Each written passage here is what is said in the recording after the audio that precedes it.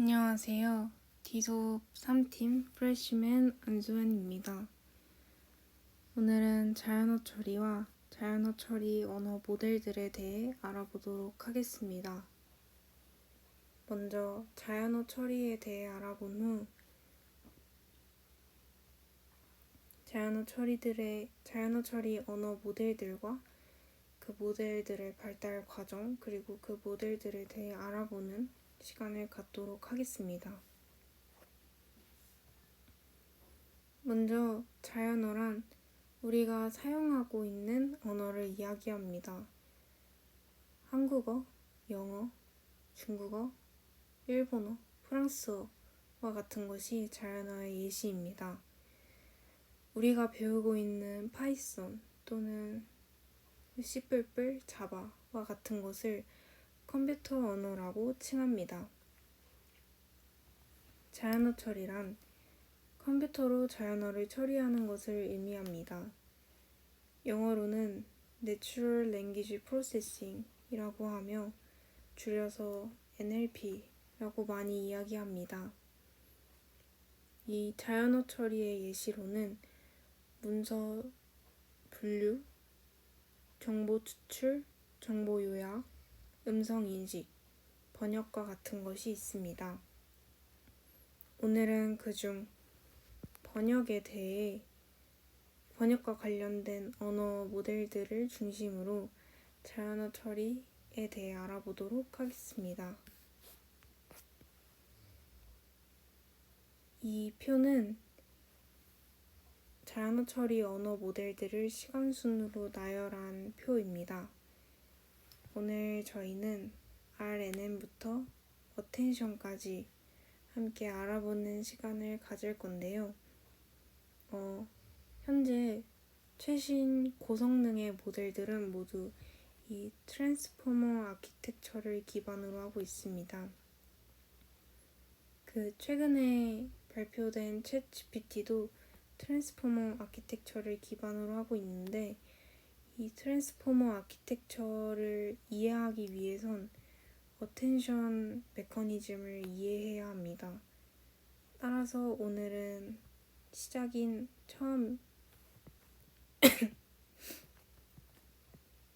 초반 RNN 모델부터 어텐션 메커니즘까지 함께 보는 시간을 가지려고 합니다.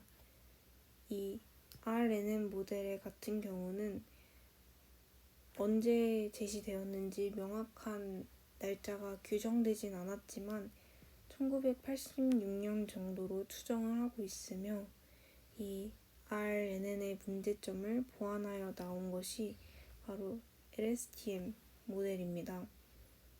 또한 기존의 RNN 구조를 변형시켜 인코더, 디코더의 형태로 만들고 컨텍스트 벡터를 이용해서 자연어 처리를 하는 모델이 시퀀스 투 시퀀스이고 이 시퀀스 투 시퀀스 모델의 문제점을 보완한 것이 이 어텐션 메커니즘이라고 할 수 있겠습니다. 이것이 그냥 기본적인 흐름이고 이제 RNN부터 하나씩 어떠한 언어 모델인지 어떠한 구조를 가지고 있는지 함께 알아보도록 하겠습니다. 우선 RNN이란 Recurrent Neural Network의 줄임말입니다.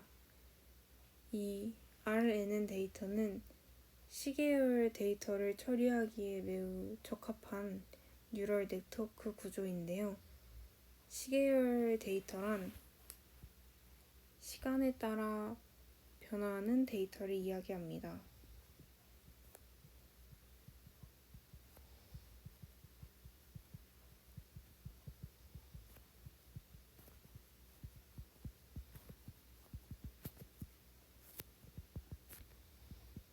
그 예시로는 음성 인식,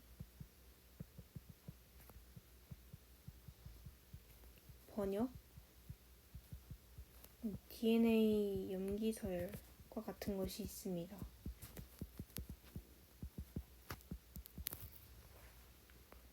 이 음성 인식과 번역이 시계열 데이터인 이유는 먼저 나온 글자와 뒤에 나온 글자의 상관관계, 즉 그 문장 순서에 따라, 어순에 따라 문장의 의미와 각 형태소의 역할이 달라지기 때문입니다. 즉 시간에 따라 데이터가 달라지기 때문에 언어는 시계열 데이터라고 이야기할 수 있겠습니다. 그럼 RNN의 구조에 대해 알아보도록 하겠습니다. 어떠한 시스템을 해석하기 위한 3요소를 말해보라고 하면 입력, 상태, 출력을 이야기할 것입니다. RNN도 마찬가지로 이와 같은 형태를 띠고 있습니다. 먼저 input, 그리고 hidden state,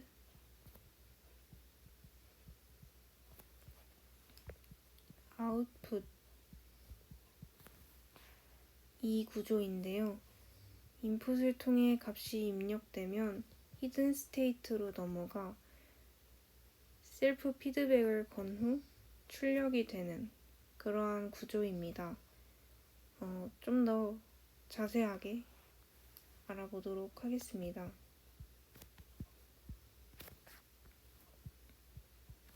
이 최종적으로 출력되기 전에 히든 스테이트는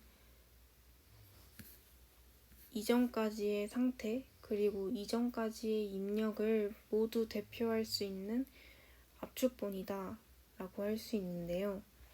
좀 더 자세하게 설명을 해보자면 이 H1, 이 H2는 기존 상태값 H1과 이전 입력값인 X1이 합쳐진 값입니다. 마찬가지로 H3는 이전 상태값과 입력값이 합쳐진 상태입니다.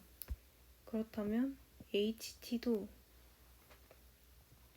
이전까지의 모든 상태값과 이전까지의 모든 입력값이 합쳐진 모든 인풋의 압축본이다. 이렇게 이야기를 할 수 있을 것입니다. 이것이 RNN의 그 기본적인 원리입니다.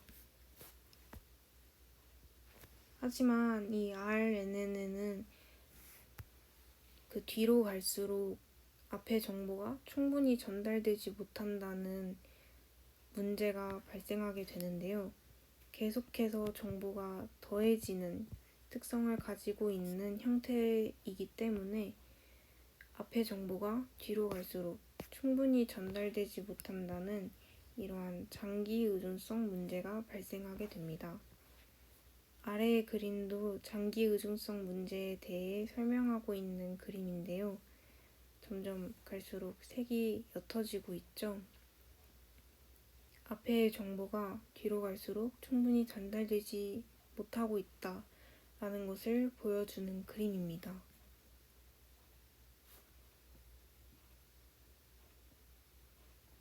또한 이 히든 스테이트에서 계속해서 값이 곱해지면서 결국에는 곱해지는 값이 1보다 크게 되어 기울기의 값이 무한으로 발산을 하게 되는 exploding gradient의 문제점이 발생할 수도 있고요. 또는 그 곱해지는 값이 1보다 적게 되어서 결국 기울기가 0에 수렴하게 되는 vanishing gradient 문제가 발생할 수도 있습니다.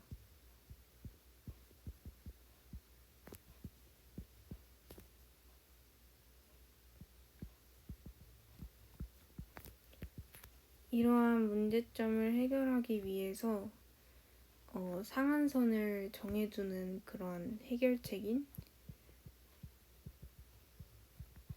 그레디언트 클리핑이라는 해결책도 있지만 보다 더 잘 보완하기 위해서 기존 RNN 구조에 그 밸브 역할을 해줄 수 있는 게이트를 추가한 것이 바로 LSTM이다 라고 볼 수 있겠습니다. 다시 RNN 구조에 대해 다시 복습을 해보겠습니다. input, hidden state, 출력의 형식으로 RNN이 구성되어 있었죠. 이것에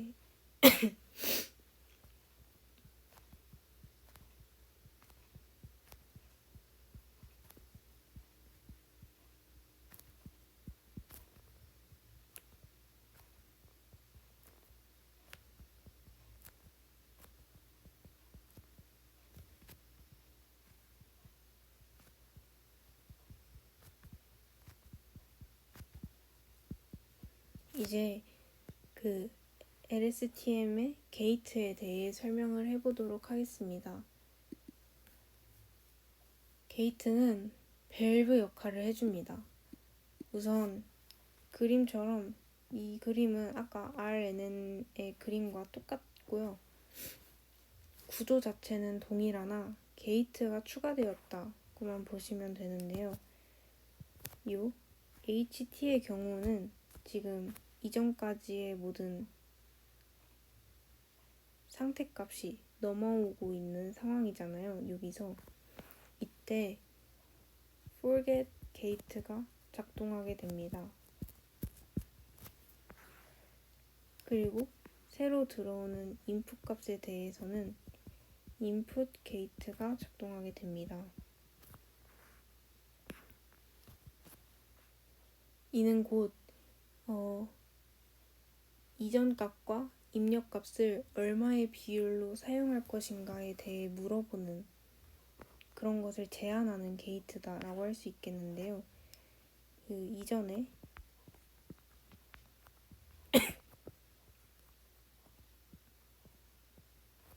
넘어가는 이 이전 값들을 어느 정도로 잊어버릴 것인가, 그러니까 넘어오는 이전 값을 어느 비율로 사용할 것인가,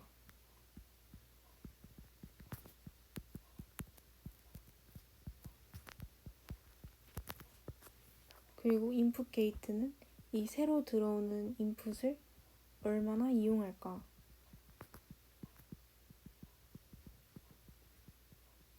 에 대한 게이트라고 보시면 될 것 같습니다.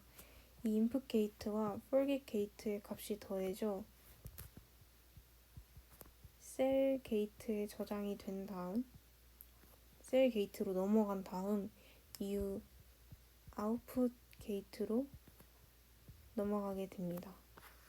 이것이 LSTM의 구조입니다.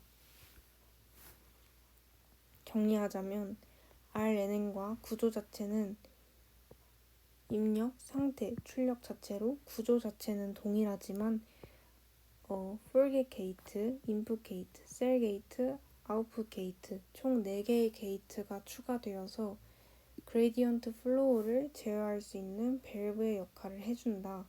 그럼으로써 RNN이 가지고 있는 장기 의존성 문제를 보완해주는 그런 언어 모델이 제시되었다 라고 보시면 될 것 같습니다. 이 다음으로 제시된 언어 모델이 바로 시퀀스 투 시퀀스인데요. 이 시퀀스 투 시퀀스는 인코더, 그리고 콘텍스트 벡터, 그리고 디코더의 형식으로 이루어져 있습니다. 우선 I am a student 라는 문장에 있는 단어들이 순차적으로 인코더에 입력이 됩니다.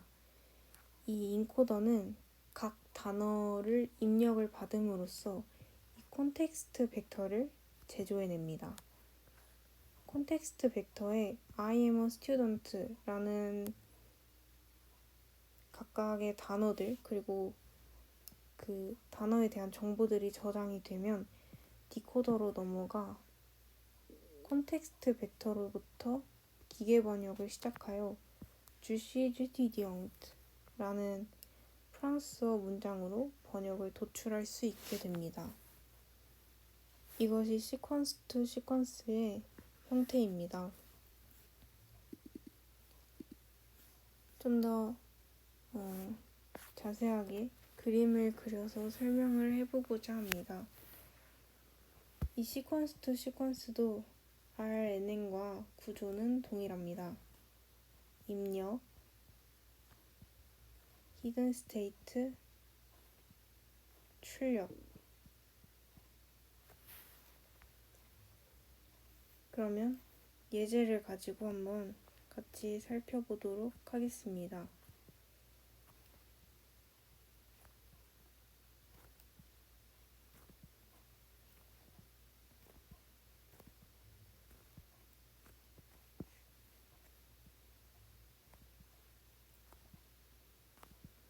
먼저 I am a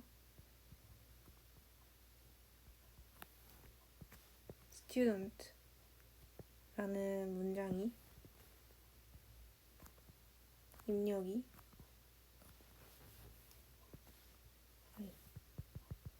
I am a student 라는 문장이 입력되면 히든 스테이트로 넘어가고 입력되고 출력되고 넘어가고 입력되고 나가고 넘어가고 입력되고 나가고 그리고 이것이 컨텍스트 벡터를 만들게 되는 것입니다.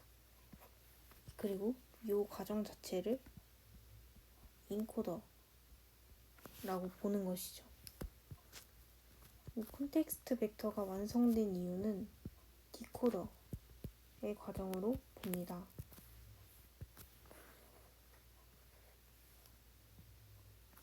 여기도 마찬가지로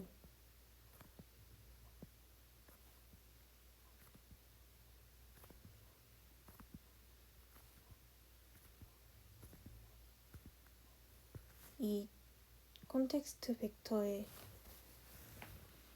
값을 통해 여기엔 주라는 단어가 대치되어 나오겠구나를 예측하고 출력해냅니다. 이 값이 다음 출력을 할 때 영향을 주고 또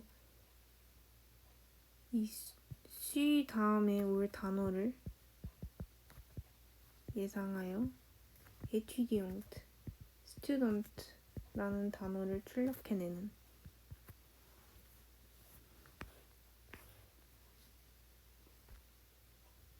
그리고 다시 또 내려가서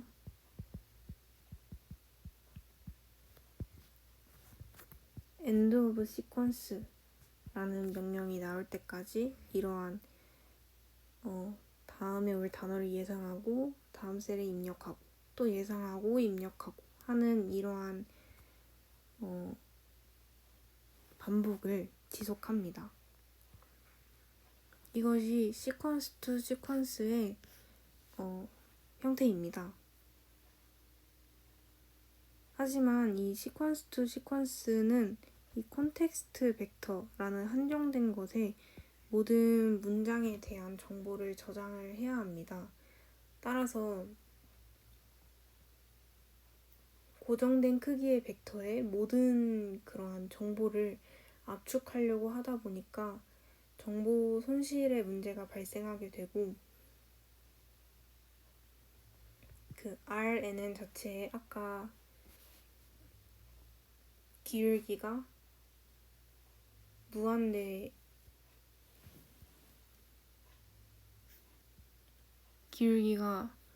무한대로 발생하는 exploding gradient의 문제점과 기울기가 0에 수렴하게 되는 vanishing gradient와 같은 그런 RNN의 고질적인 기울기 문제의 발생으로 인해 이 시퀀스 투 시퀀스의 문제점을 또 보완할 수 있는 어텐션 메커니즘이 세상에 제시가 되게 됩니다. 이 어텐션 메커니즘은 시퀀스 투 시퀀스의 정보 손실의 문제를 보완해주는 역할을 합니다. 표를 통해 좀 더 자세히 보도록 하겠습니다. 아까 보았던 표랑 유사한 형태인데요. 먼저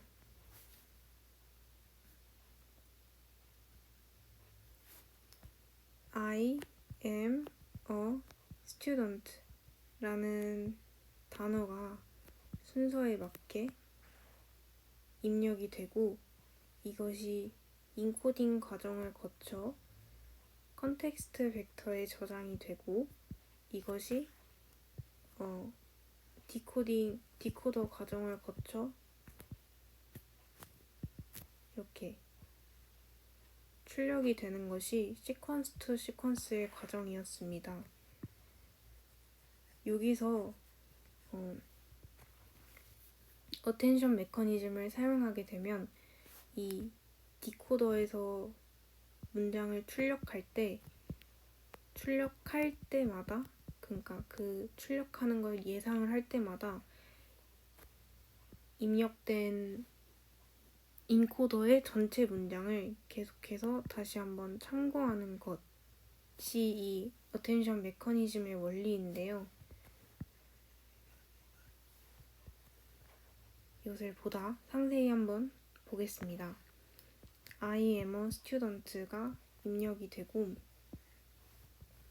출력 값이 아웃 값이 발생하게 됩니다. 먼저 RNN의 구조를 옆에 다시 써놓겠습니다. 입력, hidden state,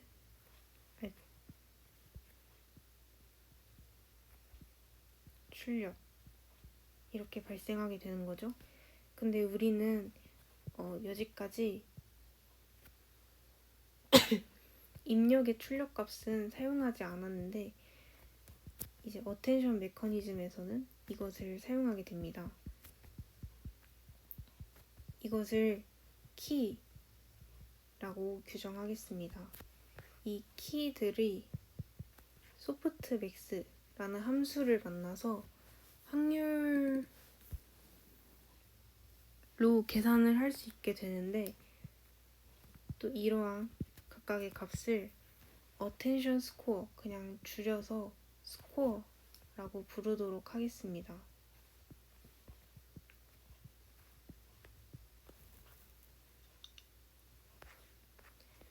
우리가 지금 보려고 하는 것은 이 디코더 과정에서 발생하는 그 히든 스테이트의 값을 예상할 때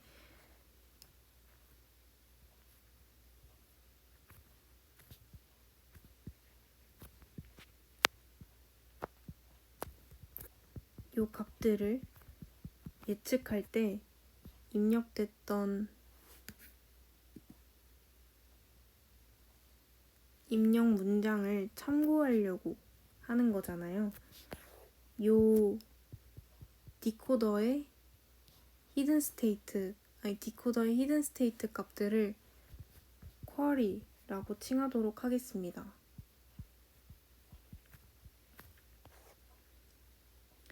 이 스코어와 키의 값을 더하고 곱한 것을 value라고 칭합니다. 이 value와 쿼리의 값이 만나 이러한 출력이 이루어지는 것이 바로 이 어텐션 메커니즘의 원리입니다.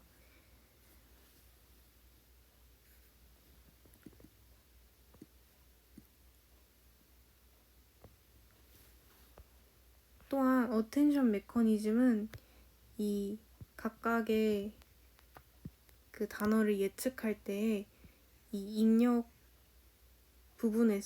문장에서 더 한 부분에 집중할 수 있게끔 해주기 때문에 보다 더 효율적인 그런 언어 모델이다 라고 이야기할 수 있겠습니다.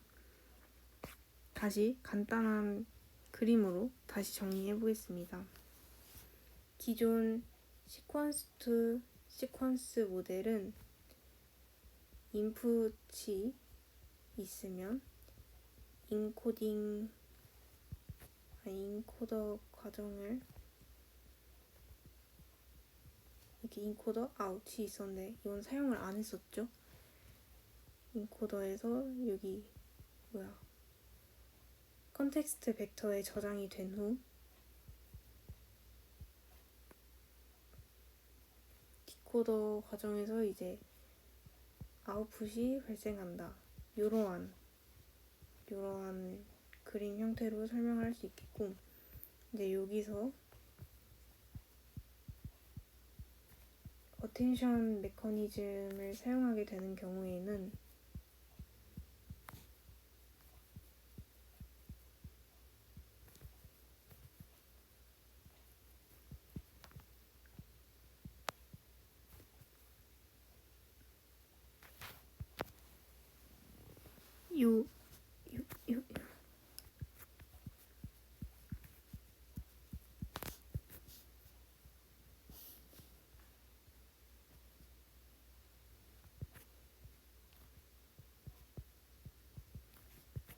이 값이 키가 되고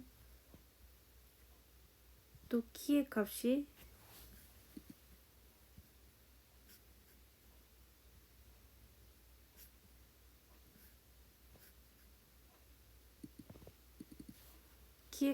소프트맥스 함수와 만나서 확률적으로 계산할 수 있는 스코어가 되고, 이 스코어와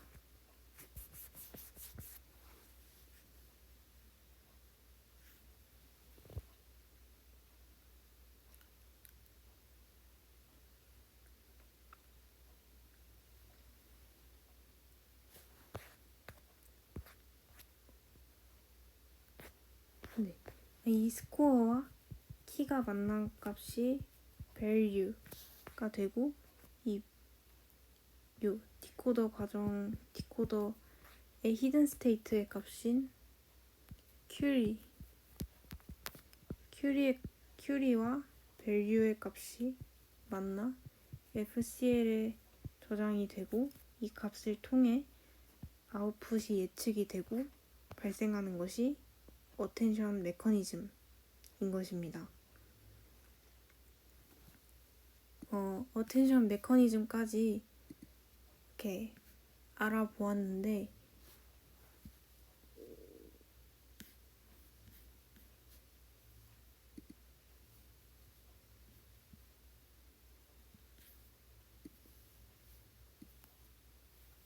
공부하면서 제가 아직 전문적인 지식이 많이 없고 또 이번에 처음 공부하는 부분들도 많이 있어서 많이 버벅거리기도 하고 또 많이 틀린 부분도 있을지도 모른다고 생각이 듭니다. 그럼에도 들어주시고 또 들어주셔서 감사합니다. 출처와 관련된 자료는 따로 업로드 해놓도록 하겠습니다. 감사합니다.